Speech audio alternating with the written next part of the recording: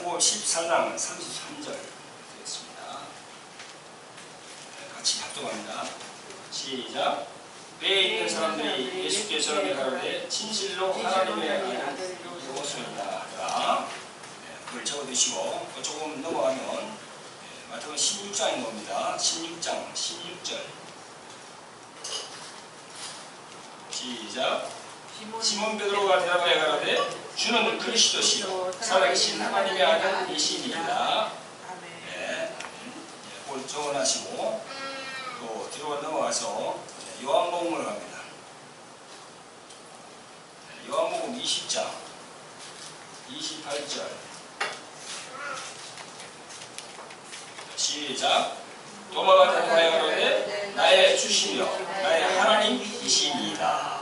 아멘. 자비를 보내러 오신 아버지 하나님, 은혜와 사랑을 베풀어 주심을 감사를 드립니다. 아버지 하나님, 오늘도 저희들 세상 길로 가지 않고 주의 성전에 나와서 하나님의 말씀을 경청하기를 원하고 그 말씀으로 저희의 생명을 갖기를 원합니다. 성령이시죠.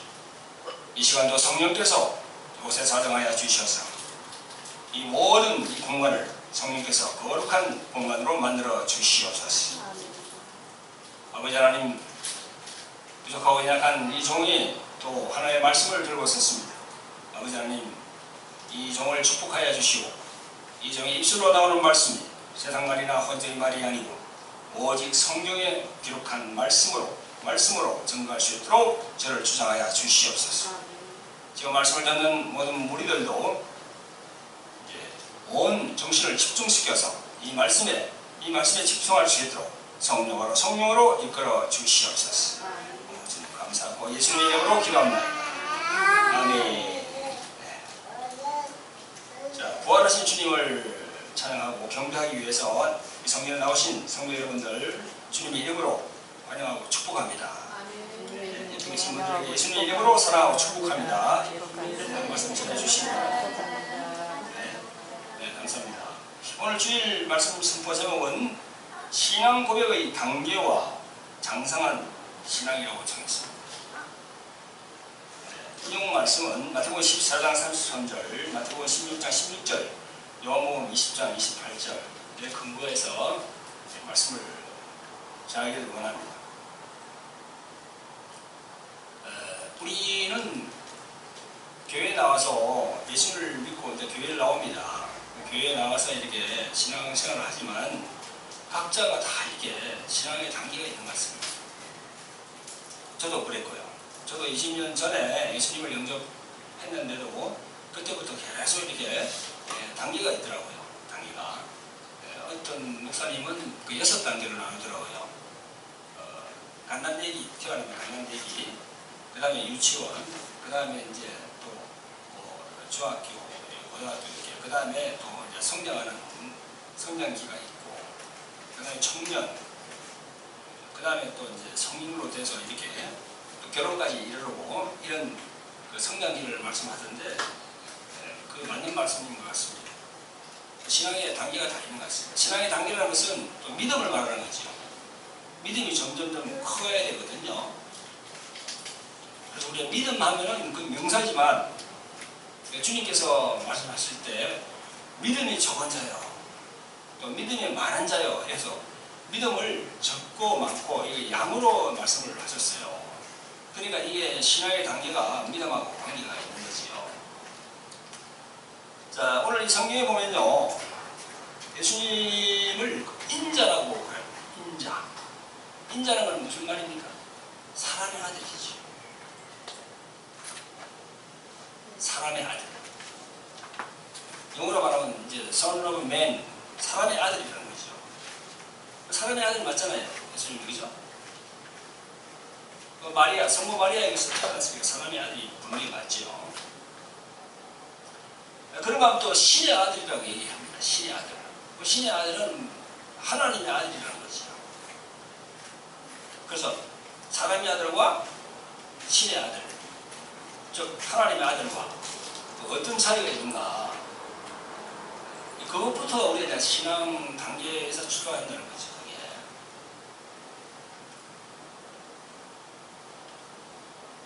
인자는 son of man인데 이걸 헬라어로 말하면 히오스 투 안트로프입니다. 히오스는 헬라말로 아들이란 말이에요.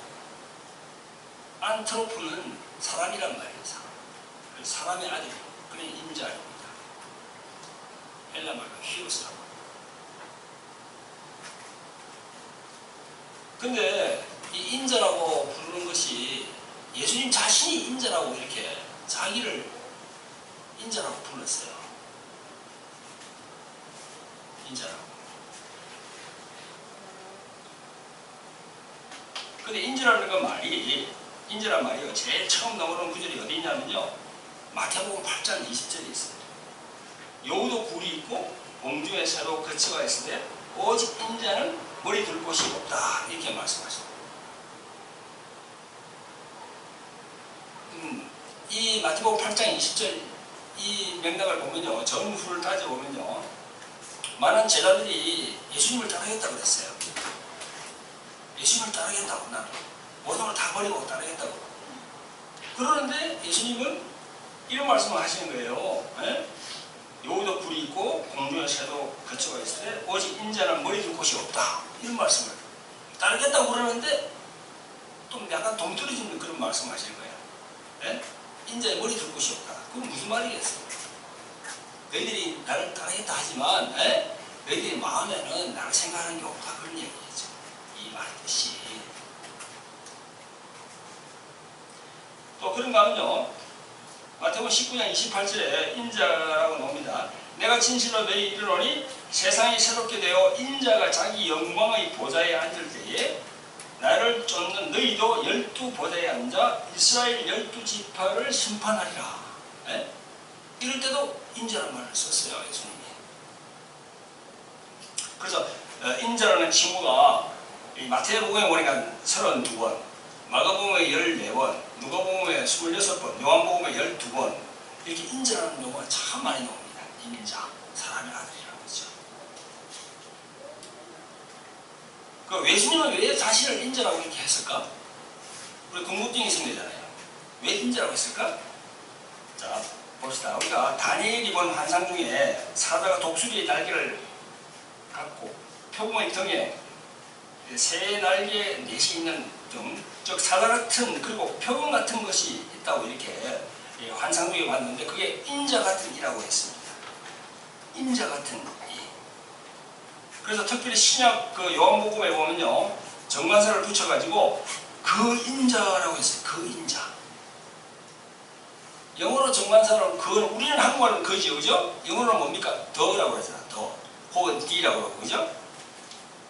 The Son of Man, The Son of Man, 그 인자. 그 인자가 누굽니까? 바로 그 메시아라는 겁니다. 다니엘서에 얘기하는 그 인자. 그 인자가 바로 예수님 메시아라는 겁니다. 그런 뜻이 되겠죠. 다니엘서에 나오는 그 말씀이. 다니엘 7장에 이런 말씀이 있습니다. 내가 또 밤 환상 중에 보니 인자 같은 이가 하늘 구름을 타고 와서 예적부터 항상 계신 이에게 나아가 그 앞으로 인도되매 그에게 권세와 영광과 나라를 주고 모든 백성과 나라들과 다른 언어를 말하는 모든 자들이 그를 섬기게 하였으니 그의 권세는 소멸되지 아니하는 영원한 권세요 그의 나라는 멸망하지 아니할 것이니라. 다니엘 7장에 다니엘서 7장에 그래 나옵니다. 그래서 다니엘서에 나오는 인자 같은 이분이 바로 우리 구세주 예수 그리스도를 말씀하는 것이죠.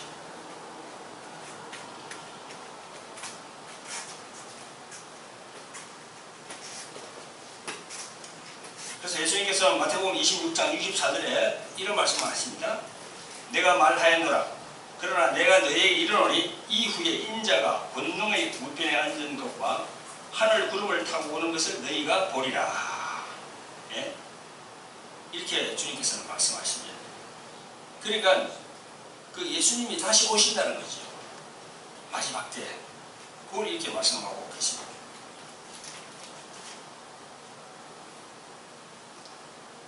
여러분, 이런 여러 가지 사실을 볼 때 그 인자라는 용어는 예수님이 왜 그 인자라고 자기가 이렇게 했냐 그러면요. 크게 두 가지로 볼 수 있습니다. 첫째는 자신의 사역 중에서 인간적인 고난과 배척과 죽음을 의미한다는 거지. 자기를 낮추는 거예요. 사람의 아들로 왔다고. 사실 사람의 아들로 와야 되잖아요. 그렇죠? 사람의 아들로 와야 십자가에서 피를 흘릴 수가 있잖아요. 영으로 오시면 안 되거든요. 지금은 성령께서 영으로 와 계십니다만은 2000년 전에 예수님께서 오실 때는 육체를 입고 와야 됩니다. 왜? 물과 피를 쏟기 위해서는 자신이 육체를 입고 와야 돼요. 그래서 요한복음 1장 14절에 이런 말씀이 있죠. 말씀이 육신이 되어 우리 가운데 거하시네. 말씀이 육신이 됐다는 거예요. 영이신 말씀이 육신을 피와 살이 되는 그 육신을 입고 이 세상에 오셨다는 거지요. 오실 수밖에 없는 그런 환경이 되었다는 거지요. 죄인으로 와야 되니까. 그분은 우리가 모든 죄인인데 예수님 하나님 아버지께서 예수님에게 죄인의 굴레를 씌웠어요. 그래서 그 죄인으로서 달렸어요. 예수님이 십자가에. 아무 죄가 없으신 분이 나는 죄인입니다 하고 하나님 앞에 나가서 자기가 대신 우리 인류를 위해서 달렸다는 거지요. 죄인으로 달렸어요. 의인으로 달린 게 아니고. 그래서 우리가 구원받는 거예요. 그게 바로 인자가 할 일이거든요. 사람의 아들. 근데 우리 세상 사람들은 사람의 아들이라고 하니까 자꾸 석가, 공자, 소크라테스하고 자꾸 비교를 하잖아요. 그게 영이 열리지 않으니까, 성령으로 거듭나지 않으니까 자꾸 그렇게 보는 거지요. 당연하죠, 그거는. 네? 거듭나지 않으면 당연히 그렇게 봅니다. 저도 20년 전에 그렇게 봤으니까. 자, 첫 번째는 자신의 사역 중에서 인간적인 고난과 배척과 죽음을 의미한다는 거죠. 자신을 낮추는 거고. 두 번째는요, 구약에 예견된 종말적인 재림과 메시아적인 통치와 영광을 얘기한다는 거예요. 인자가. 인자. 그래서 구름을 타고 오신다고 그랬잖아요. 그죠?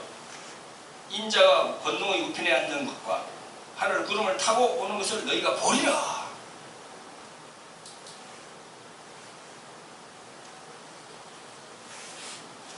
자, 신약 성경에서 주로 예수님이 스스로 자신을 인자라고 말씀하셨는데요. 다른 사람이 예수를 인자라고 한 분도 있어요. 누구인지 알겠습니까? 스데반입니다. 스데반이 한번 딱 그랬습니다.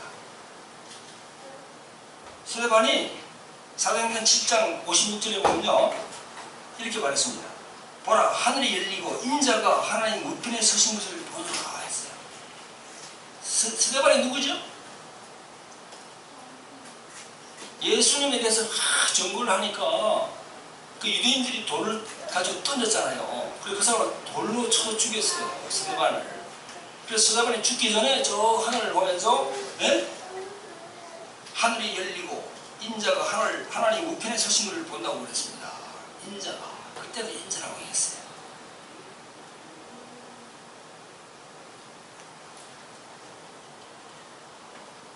여러분, 인자라는 용어는 하나님의 아들로 가는 그런 길목에 서 있어요. 그게. 그죠? 그래서 사람의 아들이라는 것은 여러 가지 의미가 내포되어 있는 거죠. 그 안에는 피를 흘려야 된다는 거죠. 우리처럼 먹고 마시고 잠도 주무셔야 되는 거예요. 인자라는 것은. 그렇잖아요.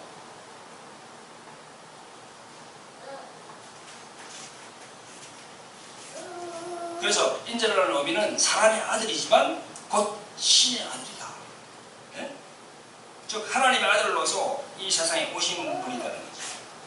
근데 세상 사람들은 영적인 눈이 가려서 잘 보지를 못해요. 자꾸 예수님을 사대 승인 안에 가두려고 그러는 거야. 자꾸 가두려고 그래요. 그런 인자, 그런 분이, 아니, 성경을 보면 귀신을 쫓았다고 그러니까 그거 더 믿기지 않는 겁니다. 세상 사람들은. 예수님이 사랑만 전하는 분이 귀신을 쫓아? 도저히 믿지 못해요. 예수님께서 귀신을, 마귀를 대적하고 귀신을 쫓았다고 그러니까 그 처음 듣는 이야기라고 합니다. 그 성경에는 다 나와 있거든요.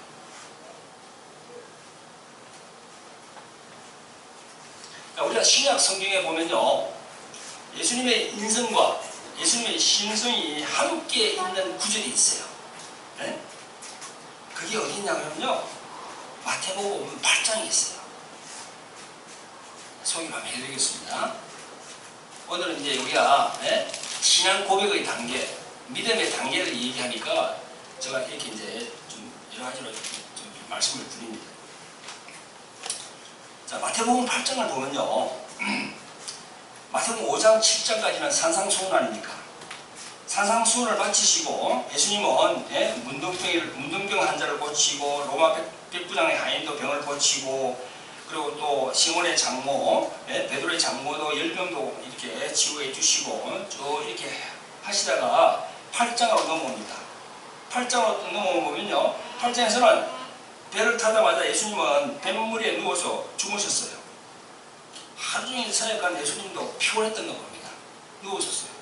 근데 조금 지나자 막 강풍이 불었습니다. 막 바람이 배에 물이 가득 찼어요. 그러니까 이 제자들은 그냥 난리났습니다. 그래서 제자들은 죽으신 예수님을 막 깨웠어요. 가가지고 우리를 구원해달라고. 이게 이제 성경 내용이 그렇습니다.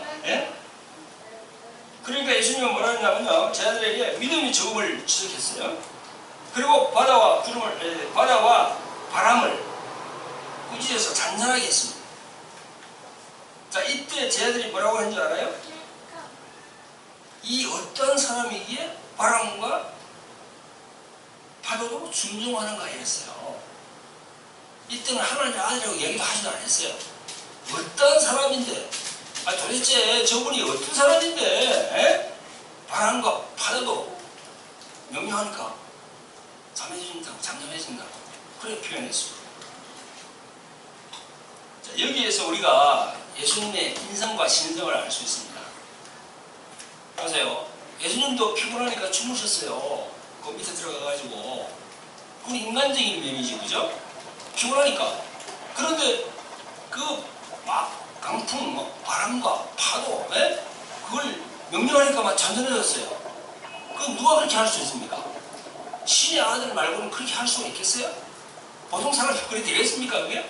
그래서 두 가지 면을 여기서 볼 수가 있는 겁니다. 우리가 예수님의 그 인간적인 면도 볼 수 있고 예수님의 그 신적인 능력도 여기서 우리가 볼 수가 있는 거죠.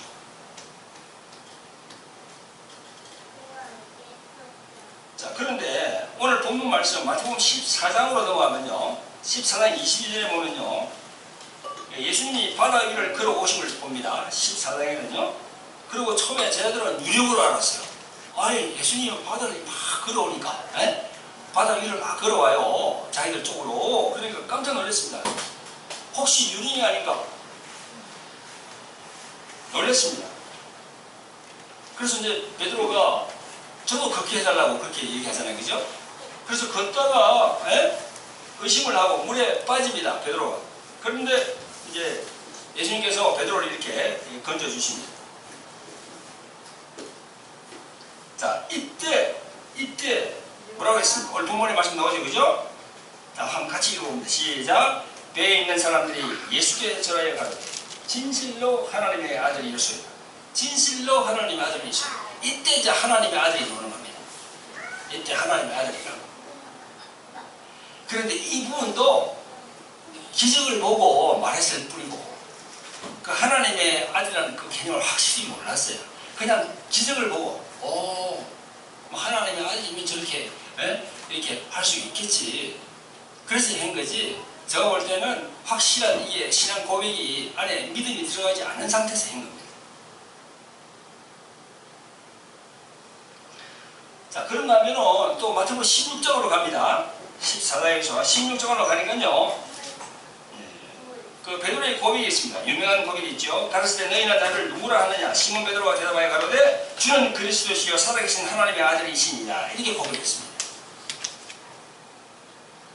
베드로가 그냥 고백했어요. 그런데 이 부분도 제대로 된 신앙 고백이 아니었어요. 베드로도 아직까지 예수님이 오신 목적을 제대로 알지 못했어요.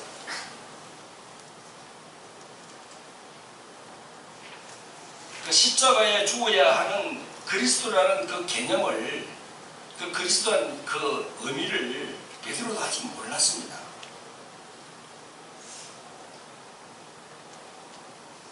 그래서 예수님이 십자가에 죽는다고 하니까, 예? 마태복음 16장 22절에 보면, 그러시면 안 된다고. 응? 그러시면 없다고. 그건 개념을 몰란 거지요.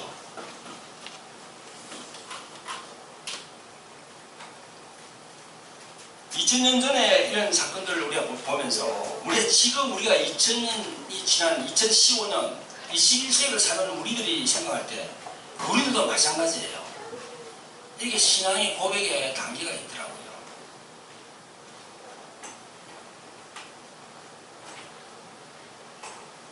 그리고 예수님은 호되게 베드로를 야단치신 후에 이렇게 말씀하십니다. 아무든지 나를 따라오려거든 자기를 부인하고 자기 십자가를 지고 나를 쫓을 것이니라. 누구든지 제 목숨을 구원하고자 하면 이럴 것이요 누구든지 나를 위해 제 목숨을 잃으면 찾으리라. 이렇게. 예? 먼저 십자가를 져야만 나중에 예수님이 재림할 때 그에 상응하는 영광을 얻을 것이라는 그런 말씀입니다. 너희들 자신을 낮추지 않으면 절대 너희들의 영광이 없다는 겁니다. 할렐루야. 지금 우리가 21세기를 사는 우리에게도 정말 필요한 말씀입니다. 다 영광만 바라죠. 다 예수님을 믿고 나온 분들 다 영광을 바랍니다. 네? 영적으로, 혼적으로, 육체적으로 다 영광을 바랍니다. 근데 그 영광을 바라보기 위해서는 먼저 죽음이라는 터널을 통과해야 된다는 거죠. 예수님께서 십자가에서 죽으셔가지고 영광을 받으신 것처럼 우리도 예수님처럼 먼저 죽어야 그 다음에 영광을 받는, 부활할 수 있다는 거죠. 그런데 다 보면은 그렇게 죽으라고 하지 않아요. 그냥 영광, 그냥 부활만 쟁취하려고 그러죠. 그게 이제 번영신학이라는 그게 명점이 거기에 있는 겁니다. 모든 걸 다 좋은 것만 선택하려고 그러잖아요. 예수님 믿고 교회 나오면 잘 살아요. 부자 돼요. 축복받아요. 병이 나아요. 이런 식의 이런 가르침, 그건 잘못된 가르침이지요. 그런 것만 먼저 생각하는 사람들은 병이 난다든가 사업이 잘 안 된다든가 자기 나름대로의 환경에서 뭔가 좀 잘못되면 금방 그냥 시험이 들어버려요. 금방 넘어져 버리는 거예요. 교회에서 이걸 가르쳐야 돼요. 먼저 죽어라. 그 다음에 부활이 있다. 그 다음에 영광이 있다.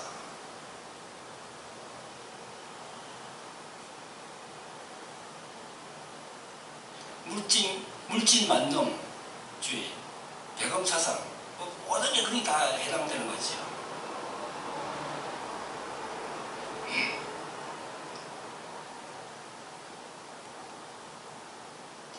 여기 2000년 전에 이 제자분들도 이를 이해를 못했습니다. 그게 바로 그들에게 감춰진 진리였어요.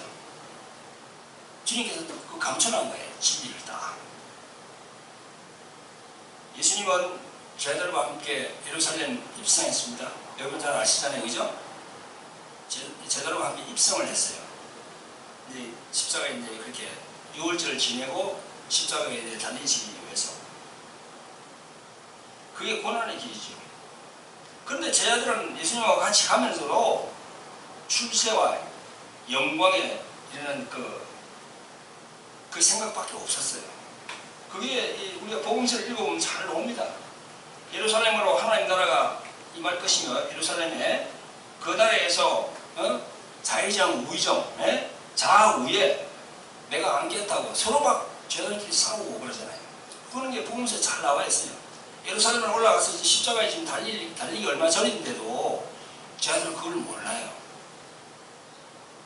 그냥 우리 눈으로 보이는 그런 이스라엘 왕으로 왔기 때문에 로마 제국을 멸망시키고 거기다가 다윗의 왕국을 건설하면은 거기서 내가 자의정, 우의정, 뭐 국무총리, 뭐 무슨 장관, 지금으로 말하면 그런 한 자리 하고자 하는 그런 마음이 있는 거예요. 자, 그때까지 만들어야 돼요.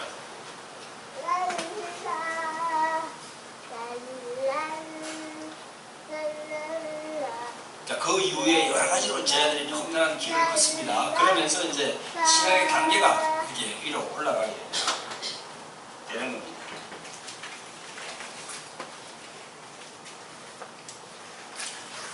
자, 이렇게 우리가 오늘 이 본문의 말씀을 통해서 신앙의 단계가 있는 것 같습니다. 분명히 신앙 고백의 단계가 있는 것 같아요.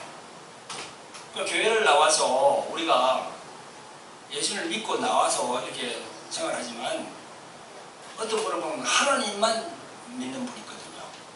예수님을 인정 안 해요. 자, 이렇습니다. 하나님을 인정하면서 예수님을 인정 안 하면 그것도 안 돼요. 예수님을 인정하면서 하나님을 인정 안 하면 안 돼요. 왜냐하면 예수님은 하나님 아버지로부터 오셨잖아요. 그죠? 하나님 아버지 안에 계시던 독생자로 계시다가 이 땅에 오셨거든요. 그러니까 뿌리가, 근본이 하나님 아버지로부터 내려왔어요. 그러니까 우리가 하나님을 인정하면 예수님을 인정을 해야 돼요. 예수님을 인정하면 하나님도 인정해야 돼요. 두 개 같이 이렇게. 그러면서 이 두 개를 같이 이어서는 것이 바로 성령의 역사가 있어야 된다는 거죠. 그래서 우리가 삼위일체 하나님을 그렇게 얘기하는 겁니다. 그러니까 신앙의 단계가 다 다른 것 같아요. 제자들도 그저 보니까 그죠? 베드로도 그랬고 또 다른 단계가 있습니다. 오늘 본문의 말씀 요한복음 20장 28절에 나오는데요. 눈으로 보고 확인을 해야 돼요. 이 눈으로 보고 확인하는 것, 그게 이제 도마 같은 완고함이 있는 그런 신앙 단계거든요. 도마가 참 완고한 사람이에요. 눈으로 보지 않고는 절대 믿는 사람이 아니야. 요한복음 20장에 보면 부활하신 예수님이 오셨을 때 도마는 그 자리에 없었어요. 처음에 왔을 때. 그 다른 제자들랑 보면은 부활하신 분이 오셨으니까 이제 죽으신 분이 부활하고 있으니까 얼마나 놀랐겠습니까? 많은 제자들이. 그래서 도마가 왔을 때 다른 제자들이 그렇게 이야기를 해줬습니다. 당신이 오실 때 예수님이 오셨다. 이 도마가 믿질 않는 거야. 무슨 그런 말. 믿지 않았어요. 그런데 도마가 한 말씀이 있습니다. 말이 있습니다. 25절에 보면요. 도마가 가로되 내가 그 손의 못자국을 보며 내 손가락을 그 못자국에 넣으며 내 손을 그 옆구리에 넣어 보지 않고는 믿지 아니하겠노라 이렇게 했습니다. 자, 그 다음에 8일 후에 예수님이 도마 앞에 딱 왔습니다. 다시 오셨어요. 그래서 도마에게 말씀합니다. 도마에게 이르시되 내 손가락을 이리 내밀어 내 손을 보고 내 손을 내밀어 내 옆구리에 넣어보라. 그리하고 믿음 없는 자가 되지 말고 믿는 자가 되라 이렇게 말씀하셨습니다. 완고한 도마도 이때 완전히 바짝 엎드렸습니다. 자기가 확인하고 꼭 해야 되는데 철두철미한 사람이죠. 이 도마 이분은. 예수님께서 딱 이제 그렇게 말씀하시니까 완전히 달라졌습니다. 이처럼 2000년 전에 그 당시에 제자들의 신앙 고백의 단계도 여러 모양이 있는 거예요. 지금 보니까. 지금도 그렇잖아요. 그죠? 예수님을 인자로 보는 신앙관, 예수님의 신의 아들, 하나님의 아들로 보는 신앙관. 여러분은 어떻습니까? 어떤 신앙관을 가지고 있습니까? 자, 하나님의 아들을 헬라어로 히오스테 데우라고 하는데, 히오스테 데우, 데우는 하나님이거든요. 히오스는 아들이고. 근데 익투스가 생각나네요. 익투스. 여러분 익투스 많이 들었죠? 우리가 이제 차를 타고 가다 보면 차 뒷밤바에다가 이렇게 물고기 형상으로 이렇게 해놓은 거 있지 않습니까? 그게. 그죠? 물고기 형상으로. 그죠? 자, 그래놓고 물고기 안에다가 익투스라고 적어놨어요. 익투스라고. 헬라 말이거든요. 그 헬라 말로, 그리스 말로 물고기란 말이 익투스란 말이에요. 익투스.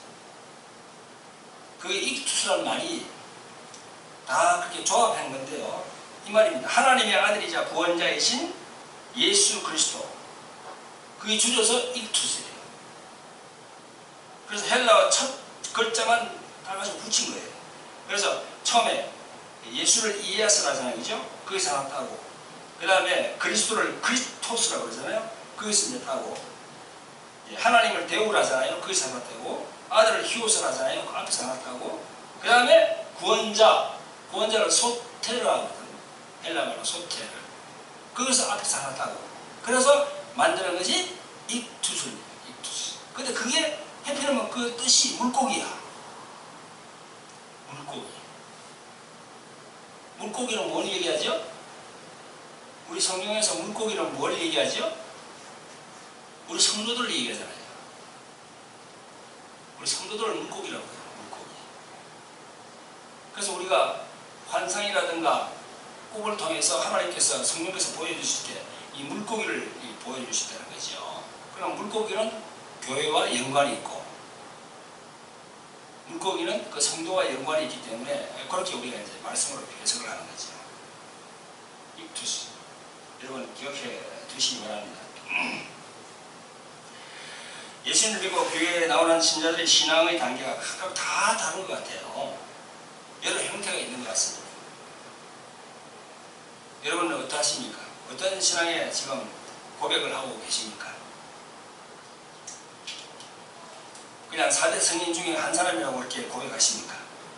아니면 하나님의 아들이라고 그렇게 고백하십니까? 아니면은 하나님 자신이라고 그렇게 예수님을 그렇게 고백하십니까? 우리는 요한복음 20장 28절에 도마가 대답하여 가로되 나의 주시며 나의 하나님이시다 이렇게 얘기했잖아요. 그죠?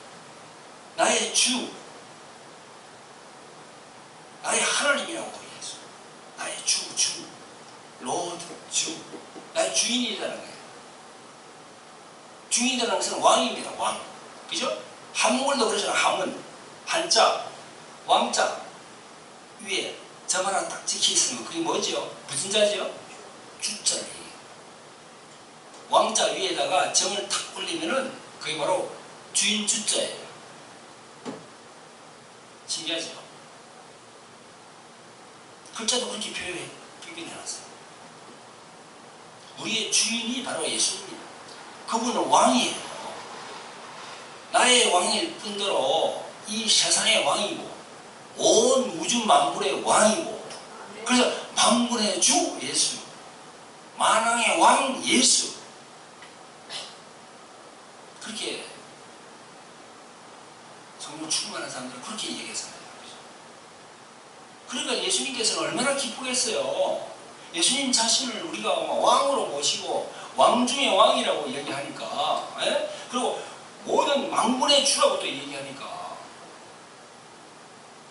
그런 신앙이 그게 뭐 하루아침에 나오겠습니까? 그게 많은 연단을 거치고 많은 그런 역적을 통해서 그런 믿음이 다져지는 거죠. 그런 단계가 있더라고요. 요는 이제 그런 단계에서 빨리 이제 그런 신앙으로 올라가야 되는 거죠. 계속 여기가 좁사옵나이다 하고 머무르면 안 되고요. 계속 올라가야 되는 거예요. 신앙의 단계는.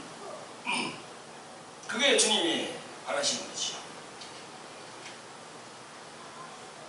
그래서 이렇게 되려고 그러면요, 성령을 받아야 돼요. 성령 받지 않으면 이런 신앙 고백이 나오질 않아요. 그래서 예수님께서 부활하고 제자들에게 딱 나타났을 때 제일 먼저 하신 말씀이 뭐죠? 성령을 받아라. 숨을 내쉬어 성령을 받아라 그랬어요. 왜 예수님이 부활하고 오셔가지고 제자들에게 그렇게 성령을 받으라고 했겠어요? 이거는 지금 그거 안 된다는 거야. 성령을 받아야만이 영이 이렇게 열린다는 거야. 그 비밀을 알 수가 있다는 거야. 그 진리를 깨달을 수 있다는 거지. 할렐루야. 성령을 받지 않으면요, 거듭남을 체험할 수가 없어요. 그럼 거듭남을 체험하지 않으면 신앙의 고백이 성장을 안 돼. 믿음이 더욱더 올라가질 않아. 장성한 분량까지 갈 수가 없는 겁니다. 그럼 어떻게 합니까? 기다려야지. 주님께 기다려야 돼. 계속 하면서 기다려야 돼. 그 시기가 있어요. 주님께서 딱 하는 시기가. 네? 우리 인간적으로 볼 때는 당장 막 그렇게 하고 싶지. 그러나 그게 시기가 있더라고요. 저도 그랬잖아요. 저도. 우리 장모님이 계속 그렇게 권사님이셨는데 저를 위해서 기도를 했거든요. 무려 15년을 그렇게 했어요. 그 15년째 이제 결실이 맺히는 겁니다. 장모님이 이제 기다린 거죠. 계속 주님이 만질 때까지. 주님이 만질 때까지. 예? 그걸 성령께서 하셔야 되니까.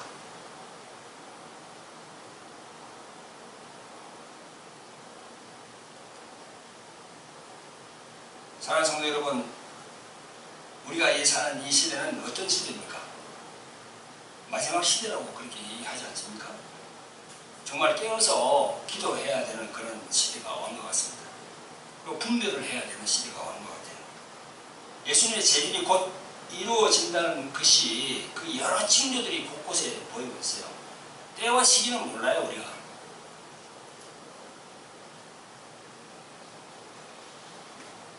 가까이 오시다는 것은 이렇게 보이는데 그게 10년이 될지 앞으로 30년이 될지 100년이 될지 그 시기는 아무 몰라요. 네? 그 인터넷이나 이런 데 보니까 2015년이 2000년부터 계산해서 쫙 계산해 보면 2015년이 안식년이랍니다. 하나님이 볼 때는 안식년이에요. 2015년이 얘기가. 그래서 올해 9월 28일 날이 그게 이제 그 블러드 물이라 해가지고, 개기 월신이래 해가지고 해하고 달과 지구가 같이 딱 병행해서는 그런 시기가 온다는 거죠. 그게 이제 초막절, 나팔절. 그때 오실란지, 아니, 그때 딱 예고해가지고, 그때 다 알고 있는데, 그때 오실란지, 그 이후에 또다시 18년 후에 초막절이 될 때, 그때. 18년 후에 또 그게 생긴다는 겁니다, 지금. 이 계산을 해보면은. 그때 오실지 모르는 거예요. 다만 우리가 깨어서 기도해야 할 그런 시기.